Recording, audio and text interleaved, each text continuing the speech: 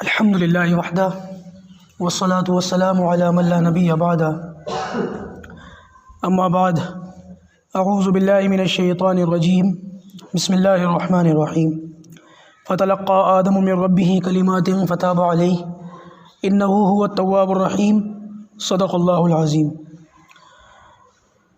حضرت آدم علیہ السلام نے اپنے رب سے چند کلمات سیکھ لیے، فتاب علیہ تو اللہ تعالیٰ نے ان کی توبہ کو قبول فرما لیا۔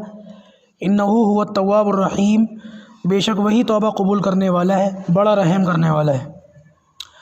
یہاں پر لفظ آ رہا ہے تلقا، فتلقا، اصل لفظ ہے تلقا، فا کے اضافے کے ساتھ۔ تلقا اس کے معنی علماء نے مختلف معنی لکھے ہیں۔ ایک معنی اس میں ہے قبول کرنا، تلقا کے معنی قبول کرنا، یعنی کہ آدم علیہ السلام کا جب ارادہ ہوا اپنی اس خطا پر توبہ کرنے کا اور الفاظ نہیں مل رہے تھے، اللہ تبارک و تعالیٰ نے ان کو چند کلمات سکھا دیے۔ آدم علیہ السلام نے ان کلمات کو قبول کر لیا۔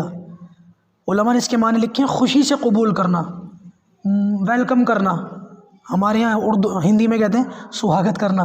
بہرحال آدم علیہ السلام کو جب کلمات اللہ تعالیٰ نے سکھائے تو آدم علیہ السلام نے خوشی سے ان کلمات کو قبول فرما لیا۔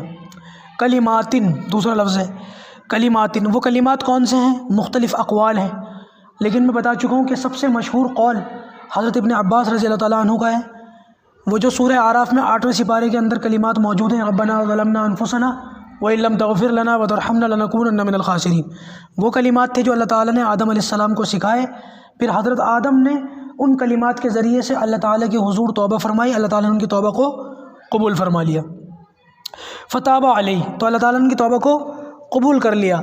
تابہ یتوبو، یہ اس کے معنی آتے ہیں لوٹنے کے، رجوع کرنے کے، اور ہمارے ہاں عوام کے اندر اس کے معنی آتے ہیں توبہ کرنا اپنی کسی کیے پر۔ توبہ کا معنی کیا ہے اس کو سمجھیں۔ توبہ کہتے ہیں 3 کاموں کو۔ جب کوئی بندہ توبہ کرتا ہے تو اس کے ذہن میں 3 باتیں ہونی چاہیے۔ نمبر 1، جو کام اس سے ہوا ہے، جو غلطی اس سے ہوئی ہے، اس گناہ کو گناہ سمجھے۔ نمبر 2، اس پر شرمندگی کا اظہار کرے۔ اور نمبر 3، آئندہ اس گناہ کو نہ کرنے کا پکا ارادہ ہو۔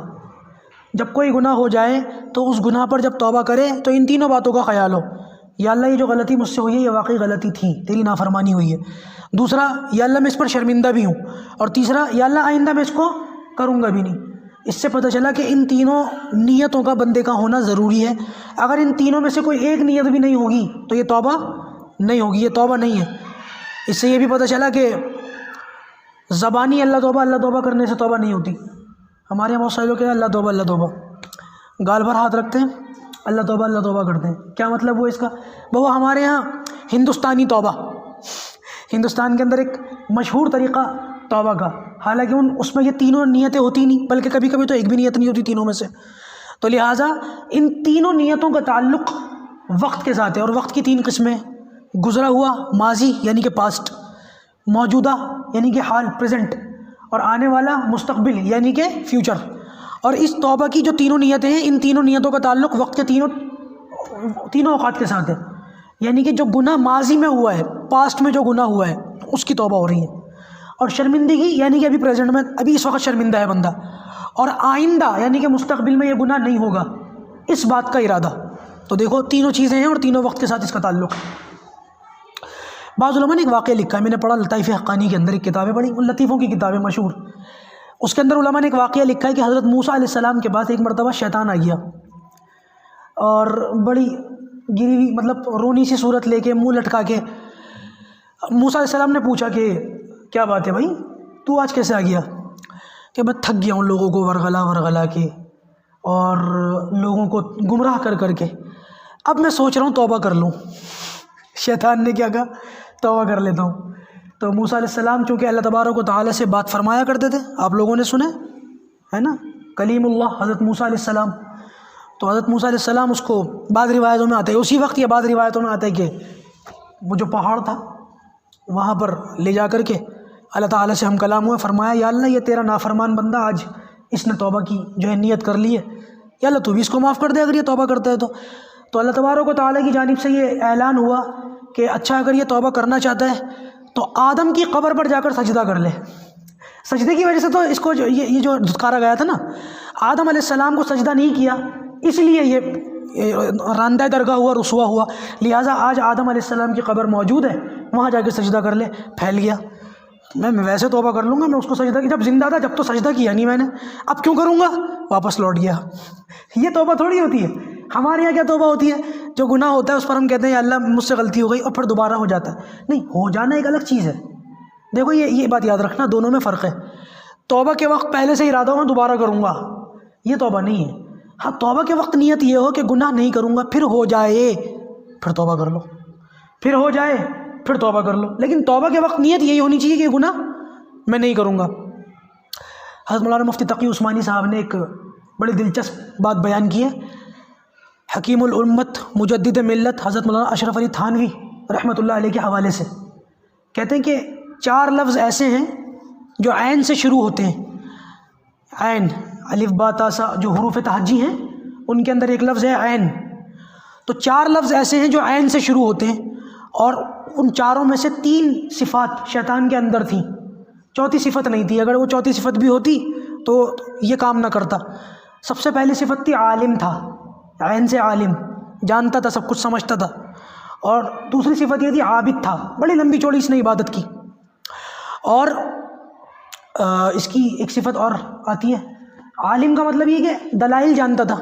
جب اللہ تعالیٰ نے کہا کہ سجدہ کر تو خلقتنی من نار وخلقتہ من طین، دلیلیں دینے لگا، اس سے پتہ چلا کہ عالم تھا، عابد تھا، عبادت بھی کرتا تھا۔ اور ایک لفظ میرے ذہن سے نکل گیا جی، عاشق۔ عاشق نہیں تھا، عاشق ہوتا تو اللہ تعالیٰ کی بات مان لیتا۔ ما کان ربک نسیٰ، نہ بھولنے والا اللہ ہے، میں بھول گیا۔ جس کو بھولنا ہو وہ کون ہے؟ وہ اللہ تعالیٰ ہے۔ بہرحال پھر یاد آئے گا تو پھر بیان کر دوں گا۔ تو عرض یہ کر رہا تھا کہ عین سے جو چوتھا لفظ آتا ہے عاشق، وہ نہیں تھا۔ اگر وہ ہوتا تو پھر یہ کام نہ کرتا، یہ دلیلیں نہ دیتا۔ تو بہرحال ہونا یہ چاہیے کہ انسان کو اپنے علم کے ساتھ ساتھ، اپنی نیکیوں کے ساتھ ساتھ اس بات کا خاص طور سے خیال رکھنا چاہیے کہ پروردگار ہمارے اوپر جو فضل فرما رہا ہے وہ اس کا اپنا فضل ہے، ہماری نیکیوں کا، ہماری جو ہے اس کا کمال نہیں ہے، ہمارے کردار کا کمال نہیں ہے، ہمارے رکوع سجدے کا کمال نہیں ہے۔ اللہ تعالیٰ کو ان چیزوں کی ضرورت نہیں ہے، بلکہ یہ چیزیں ہمارے لیے ہیں۔ اگر ہم اللہ تعالیٰ کی کریں تو ہمارا درجہ بڑا ہوگا، اللہ تعالیٰ کو ان کی ضرورت نہیں ہے۔ کر بھی لیں تو اللہ تعالیٰ قبول نہ کرے، اس کی مرضی، وہ مختار کل ہے، اس کا مالک ہے ہر چیز کا۔ تو بہرحال عرض یہ کر رہا تھا کہ یہ توبہ کا جو مفہوم آپ کے سامنے آیا ہے، ہمیں یہ چاہیے، کسی بزرگ سے کسی نے پوچھا کہ اگر کسی انسان سے گناہ ہو جائے تو وہ کیا کرے؟ فرمایا کہ وہی کام کرے جو اس کے سب سے پہلے باپ اور ماں نے کیا تھا، یعنی کہ ان سے جب کوتاہی ہوئی تو انہوں نے اللہ تعالیٰ کے حضور توبہ کر لی۔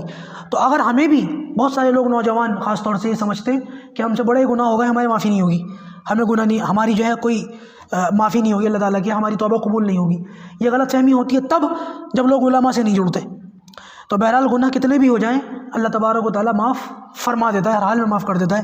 تو انشاءاللہ ہم سب اپنے گناہوں سے توبہ کرتے ہیں۔ آج کی اس مجلس میں ارادہ کرتے ہیں کہ انشاءاللہ آئندہ اپنی زندگی کو پاک صاف کر کے گزارنے کی کوشش کریں گے۔ اللہ تعالیٰ ہم سب کو عمل کی توفیق عطا فرمائے۔